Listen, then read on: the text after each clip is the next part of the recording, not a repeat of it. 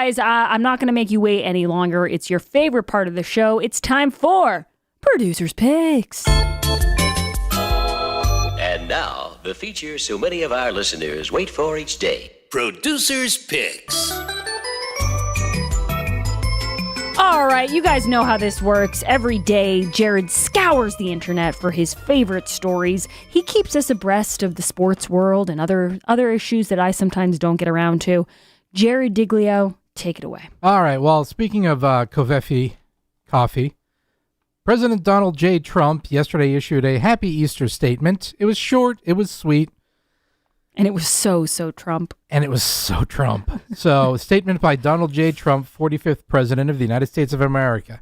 Happy Easter to all, including the radical left crazies who rigged our presidential election and who want to destroy our country. You know, say what you want about Donald Trump, but when he says, Merry Christmas or Happy Easter or whatever it is, Happy July 4th, he usually always extends it to everyone. He's even inclusive. The crazies. Yeah, he's inclusive. He wants everyone to feel involved, even the radical left-wing nuts in our country. And for that, I thank him. So, from one president to another, obviously because COVID and science and everything, the Easter Bunny was at the White House today, and he was on the balcony with Dr. President Joe Biden and Dr. Jill Biden. And, of course, they can't do the traditional Easter egg roll where they invite kids to come and do, hunt for Easter eggs on the lawn there, much to the chagrin of children who want their hair sniffed by the president everywhere. But the Easter Bunny... Jared, you are not holding back. It is Monday, and he's coming out with the knives today. But the Easter Bunny is wearing a mask. No, on the balcony. Like the picture, yes, the Easter Bunny. I was just going to ask you as a joke, was Nope. the Easter Bunny wearing a mask? And then in my head, I thought, even the Biden administration knows how crazy a look that is. Are you being serious? I am being serious. It's a magenta or garnet maroon mask on the Easter Bunny with glasses. And I know for a fact that fogs up. But yes, the Easter Bunny is wearing a mask. So the real question here is, for one, Dr. Anthony Fauci, what do you have against Easter? Because you remember, Dr. Fauci himself went to the North Pole on his own dime and vaccinated Santa Claus. Why did Dr. Fauci not vaccinate the Easter Bunny? Why does the Easter Bunny have to have a mask? Why do you hate Easter, Dr. Fauci? What's going on? I have a few questions here as well. It's not even a question. It's just, this is so sad. Yes. This is really, really dumb. I mean, come on. The Easter Bunny has a mask on. You know what we need, Jared? We need a sound cut that is basically, to summarize it, it would just be, this is why we can't have nice things. Okay, this is why we can't find something like that. Is why we can't have anything anymore. They've ruined everything. And you know what? Jared, I'm not going to go on a tangent and take away producer's picks, but I want to say this really quick. I was having a conversation at Easter dinner yesterday with some family and some friends, and I said, the mainstream media and our current culture have ruined absolutely everyone and everything.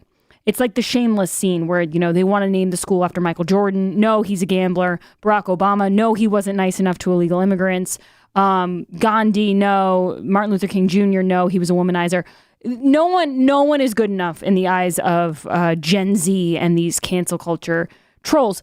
But so the Easter Bunny has to wear a mask. Everything is terrible, to put a positive spin on it.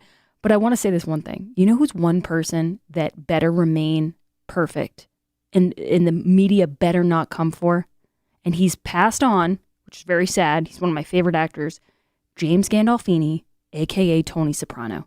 If I wake up one day and there's some Vox piece about why Tony Soprano was problematic, if people start going after James Gandolfini, that's it. That's the one last thing everybody loves. They're going to put a CGI mask on him, CGI face mask in the reruns that stream.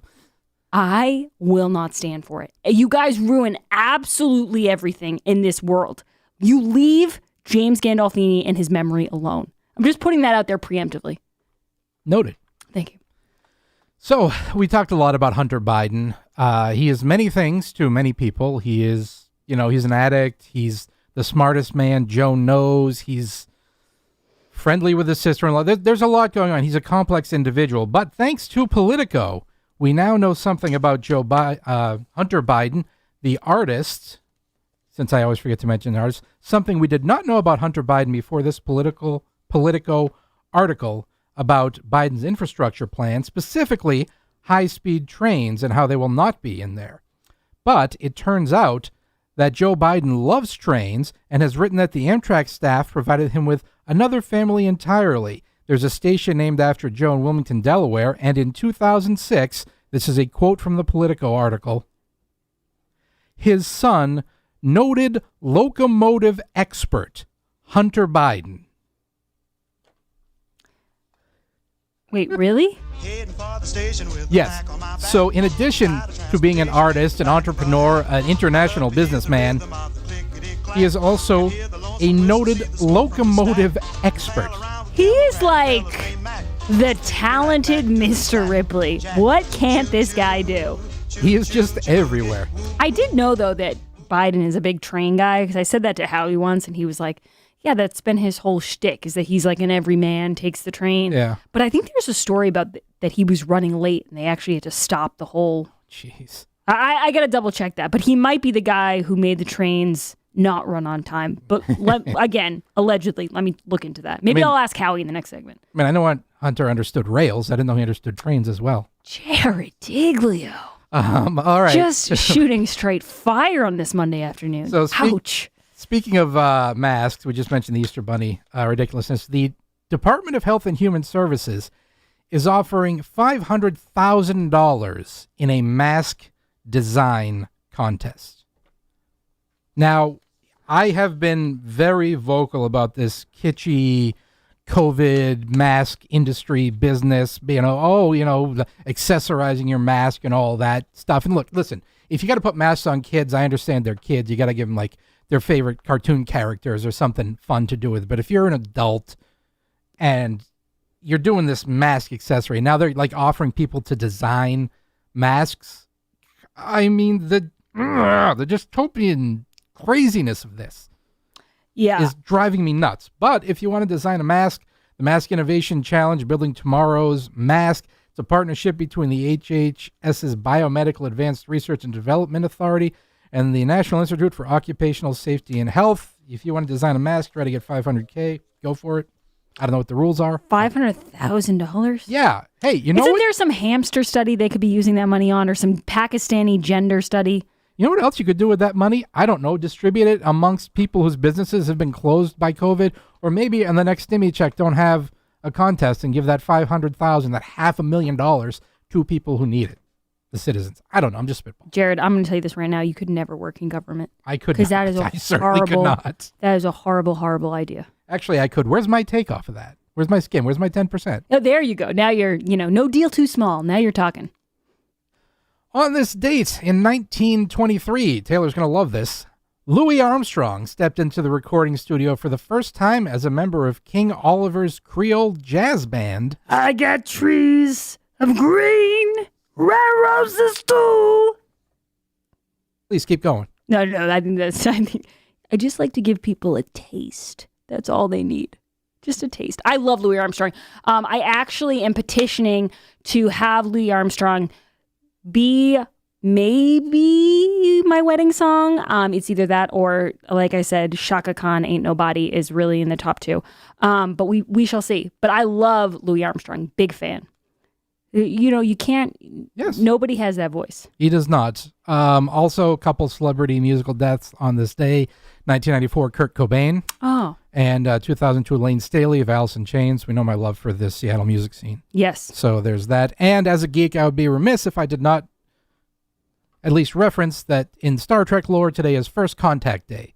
On this day in 2063, we made contact with aliens. So that's something to look forward to in the future. 2063, we made contact. You know what? I don't have anything to say to that.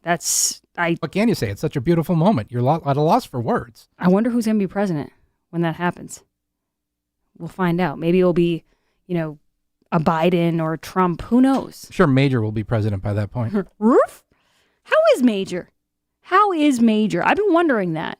Well, I believe it was Politico again. They talked to 4 celebrity dog experts, Cesar Millan and a couple other people I've never heard of, celebrity dog experts on what's wrong with Major. Maybe I'll bring that up in tomorrow's Producer's Picks. Honestly, if the celebrity dog psychics that they brought in at the beginning of this couldn't foresee any of this coming, then I don't think the celebrity dog experts are going to be much better. By the way, there was a great tweet this weekend and said the national average price of gas in the U.S. has risen 20.8% since the end of January. It's on track to hit an average of $3 per gallon this week. And Jesse Kelly, he's a conservative radio guy, he retweeted it and said, yeah, but the tweets have been really nice, so it kind of all evens out. No Oval Office under President Trump, just saying. So I just want you guys to know, if you're filling up your tank and you're like, oh gosh, the gas is so high, just remember that.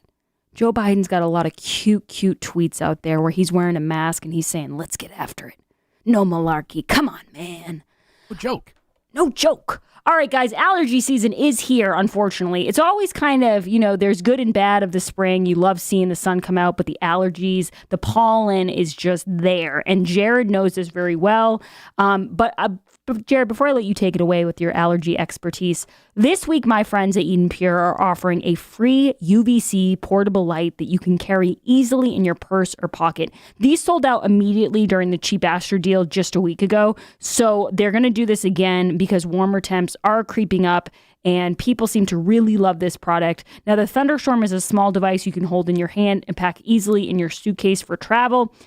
With this week's offer, again, you will not only have clean air with the Thunderstorm, but a clean surface with a UVC portable light. For this week only, you can get yours for free. This is a $79 savings, and it is just while supplies last. But obviously, this is a great deal because of the UVC portable light. I mean, everyone seemed to really, really want to get their hands on that. But it's also a great deal because the Thunderstorm is such a wonderful product. It works well with, if you have, whether it's tobacco smells or pet smells or musty basement, this is the product you want. Any unwanted odor. To get your Thunderstorm today with the free portable UVC light, go to EdenPure.com, click on the radio banner, and put in code GRACEDEAL. That's EdenPure.com, the radio banner, code word GRACEDEAL. With the Eden Pure Thunderstorm and their UVC light, your air will be clean and your surfaces will be clean too. We'll be back on the other side with Howard Lawrence Carr. Do not go anywhere. This is the Grace Curley Show. Follow Grace on Twitter at @G_Curley.